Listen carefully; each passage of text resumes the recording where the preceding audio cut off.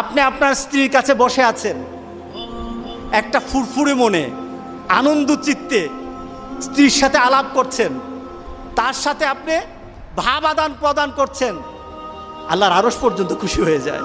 সুবহানাল্লাহ, আল্লাহর আরশ পর্যন্ত খুশি হয়ে যায়।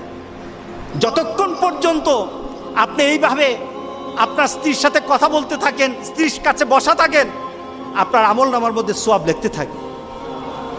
রাসূল পাক সাল্লাল্লাহু আলাইহি সাল্লাম এই কথা বলার পর এক সাহাবী বললেন, ইয়া রাসূলুল্লাহ, স্ত্রীর সাথে একসাথে শুবো, একসাথে ঘুমাবো, একসাথে খাবো, একসাথে তাকে আদর করব, এটা কি সওয়াবের কাজ হতে পারে?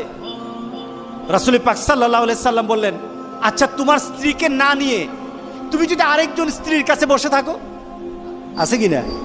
আছে কিনা? মজাই লাগে, উনিও খাইবেন, রেডি থাকেন। তুমি অন্য কোনো স্ত্রীর পাশে বসে বসে ফিস ফিস ফিস ফিস করলা, মজাই লাগবে, তবে মনে রেখে দিও তোমার আমলনামার মধ্যে জেনার গুনাহ লেখা হবে। তুমি যতক্ষণ তোমার স্ত্রীর কাছে বসা থাকবে, জান্নাতের দরজাগুলি তোমার জন্য খোলা আরম্ভ হয়ে যাবে। আর যতক্ষণ পর্যন্ত পরস্ত্রীর সাথে বসা থাকবে, ততক্ষণ পর্যন্ত তোমার আমলনামার মধ্যে গুনাহ লেখা হবে কিনা। সাহাবায়ে কেরাম বলেন, ইয়া রাসূলুল্লাহ, অন্য স্ত্রীর সাথে বসলে তো গুনাহ তো হবেই, তাহলে তার উল্টাটা তোমার হালাল বউর সাথে বসলে, তোমার হালাল যাকে হালাল করেছো তার সাথে বসলে সওয়াব হয়ে যাবে। সুবহানাল্লাহ, সুবহানাল্লাহ।